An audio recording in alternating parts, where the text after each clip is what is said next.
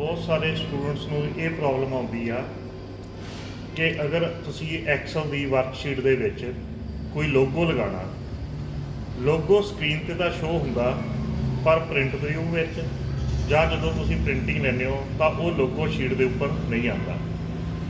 ਜਿਸ ਤਰ੍ਹਾਂ ਅਸੀਂ ਪੇਜ ਲੇਆਊਟ ਦੇ ਵਿੱਚੋਂ ਬੈਕਗਰਾਉਂਡ ਤੇ ਜਾ ਕੇ ਜਿੱਥੇ ਵੀ ਸਾਡੇ ਕੰਪਨੀ ਦਾ ਲੋਗੋ ਪਿਆ ਹੈ ਅਸੀਂ ਉਹ ਫਾइंड आउट करके फाइल सपोज करो लोगो लगा लिया, ਅਸੀਂ लोगो इंसर्ट कर लियो। लोगो साडा इस टाइम साडी फाइल दे विच स्क्रीन दे उत्ते शो हो रहा है, पर जदों असी इस नूं प्रिंट प्रीव्यू विच देखांगे तो ये लोगो साडा शो नहीं होवेगा। तो ये कॉमन प्रॉब्लम आ जिहड़ी एक्सल दे विच आ रही है।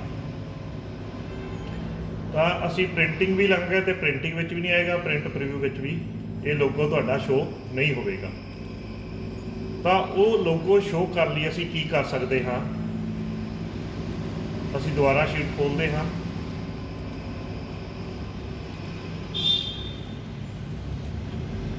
असी उस लोगो नूं इंसर्ट विच जाके इंसर्ट मैनू दे विच जाके हिडर एंड फुटर दे विच जगा के ये हिडर एंड फुटर साडा स्टार्ट हो गया। इंसर्ट हिडर एंड फुटर, उस तो बाद तुसी ये पिक्चर के उपर क्लिक करोगे,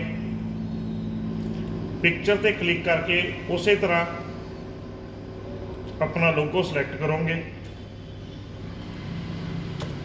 जो भी तुहाडा लोगो है।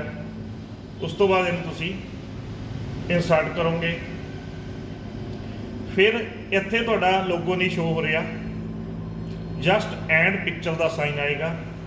तुसी इस लोगो नूं जिस जगह ते लगाना चाहते हो एंटर प्रेस करके एंड पिक्चर नूं उस जगह उपर ले जाओ।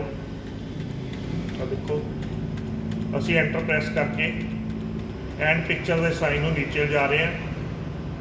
असी उस शीट के सेंटर दे विच इस नूं ले आंदा। उस तो बाद असी किसी भी साइड के उपर लैफ्ट या राइट साइड पर क्लिक कर देंगे तो हुण देखो साडा लोगो शो होने लग गया। लास्ट टाइम की होया सी जदों असी बैकग्राउंड तो लगाया सी तो साडा प्रिंट प्रीव्यू दे विच यह लोगो शो नहीं हो रहा सी। हुण असी इंसर्ट हिडर फुटर के थ्रू लगाया तो हुण असी प्रिंट प्रीव्यू की ऑप्शन पर जावांगे तो ये लोगो साडा जिथे असी लगाया शो हो रहा है। ਇਹਦੇ ਵਿੱਚ ਲੋਗੋ ਤਾਂ ਸ਼ੋ ਹੋ ਗਿਆ, ਪਰ ਇਹਦੇ ਵਿੱਚ ਇੱਕ ਛੋਟੀ ਜਿਹੀ ਪ੍ਰੋਬਲਮ ਇਹ ਆ ਰਹੀ ਹੈ ਕਿ ਲੋਗੋ ਸਾਡਾ ਡਾਰਕ ਕਲਰ ਦਾ ਸੀ, ਡਾਰਕ ਸ਼ੋ ਹੋ ਰਿਹਾ ਹੈ ਤੇ ਜਿਹੜਾ ਸਾਡਾ ਟੈਕਸਟ ਆ ਉਹ ਪ੍ਰੋਪਰ ਸ਼ੋ ਨਹੀਂ ਹੋ ਰਿਹਾ। ਉਹਦੇ ਲਈ ਫਿਰ ਅਸੀਂ ਕੀ ਕਰਾਂਗੇ, ਅਸੀਂ ਜਦੋਂ ਲੋਗੋ ਲਗਾਵਾਂਗੇ ਤਾਂ ਡਿਜ਼ਾਈਨ ਦੇ ਵਿੱਚ ਲਗਾ ਕੇ ਅਸੀਂ ਇਹਨੂੰ ਚੇਂਜ ਕਰ ਸਕਦੇ ਹਾਂ। ਅਸੀਂ ਦੁਬਾਰਾ ਨੈਕਸਟ ਲੋਗੋ ਲਗਾਉਂਦੇ ਹਾਂ ਇੰਸਰਟ ਦੇ ਵਿੱਚ ਲਗਾ ਕੇ, दोबारा फाइल स्टार्ट करांगे, कोई भी फाइल खोलांगे, insert header footer picture select की, इंसर्ट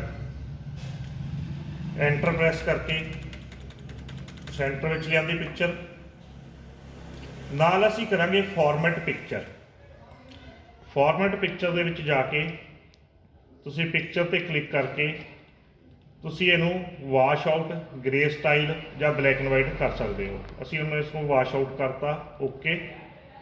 उस तो बाद क्लिक किया तो तुसी देखोगे लास्ट टाइम जिहड़ा साडा ये लोगो सी काफ़ी डार्क सी, इस बार वाश आउट टाइप यानी ट्रांसपेरेंट टाइप आया। उस तो बाद तुसी उन्होंने प्रिंट प्रीव्यू विच भी देखोगे तो यह लाइट कलर दे विच लोगो तुहाडा दिख रहा, टैक्सट भी उपर दिख रहा है। तो ये बहुत काम वाली टेक्नीक हैगी आ प्रिंटिंग दे विच लोगो किस तरह शो करवाना। उस तो इलावा जिहड़ी प्रिंटिंग च प्रॉब्लम आंदियां ने ज़्यादातर वो ये हैगियां ने कि जिस तरह हुण तुसीं आह शीट देखोगे, इस शीट दे विच साडा जिहड़ा डाटा वा काफ़ी ज़्यादा वा, 50 लाइन्स ने कॉलम भी बहुत ज़्यादा ने। अगर तुसी इन्हां दी प्रिंटिंग लाओगे तो ये एक शीट दे विच पूरे नहीं आएंगे। तुसी इहदा प्रिंट प्रीव्यू देखो तो ये साडा सिर्फ सब्जैक्ट तक डाटा आया है। इस विच साडे कुछ कॉलम जिस तरह टोटल परसेंट रिजल्ट वगैरह शो नहीं हुए, क्योंकि A4 शीट है। A4 शीट दे विच जिन्ने तुहाडे सैटिंग हो रही सी उहदे अकॉर्डिंगली उहने सैटिंग करती। तुसीं प्रिंट प्रीव्यू च देखोगे तुहाडा डाटा प्रॉपर नहीं आया, जां if data next sheets they which divide हो गया। इदां दी प्रॉब्लम दे लई ज़्यादातर जे तां तुहाडा थोड़ा जिहा डाटा बाहर जा रहा तां तुसीं पेज नूं पोर्ट्रेट तो लैंडस्केप कर लो, तुहाडा डाटा एडजस्ट हो जाता है। लेकिन सपोज करो कि तुहाडा डाटा फिर भी एडजस्ट नहीं हो रहा, फिर तुसीं जां तां असी कॉलम के साइज जिथे एडजस्टमेंट होंदी होवे छोटे कर लैंदे आ, उहदे नाल भी साडे कई बार डाटा प्रॉपर पूरा नहीं आता हैगा। उस केस विच असी की करांगे,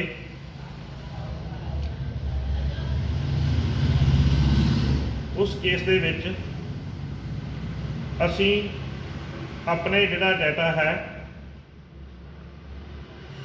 उहनूं सिलैक्ट करके डाटे नूं सिलैक्ट करके उहदा प्रिंट एरिया सिलैक्ट कर लांगे कि सानू आ डाटा प्रिंटिंग दे विच पूरा कंप्लीट आना चाहिए है। पेज लेआउट दे विच जाके असी वो पूरे डाटे नूं सिलैक्ट कर लांगे। असी ये पूरा डाटा सिलैक्ट कर लिया। उस तो बाद असी इहदा प्रिंट एरिया सैट करांगे। Set page layout, set print area. हुण असी सैट प्रिंट एरिया करन तो बाद असी प्रिंट प्रीव्यू विच जाके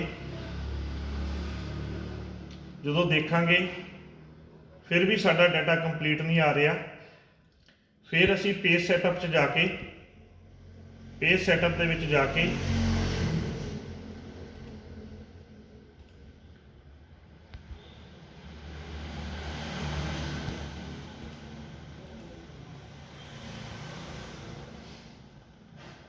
पेज सैटअप दे विच जाके पेज ते क्लिक करके fit to one page, fit to one page okay.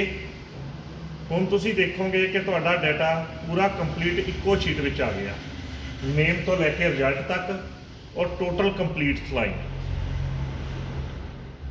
तो असीं किस तरह सैटिंग की, पहला पेज लेआउट दे विच प्रिंट एरिया सैट किया, उस तो बाद प्रिंट प्रीव्यू विच गए।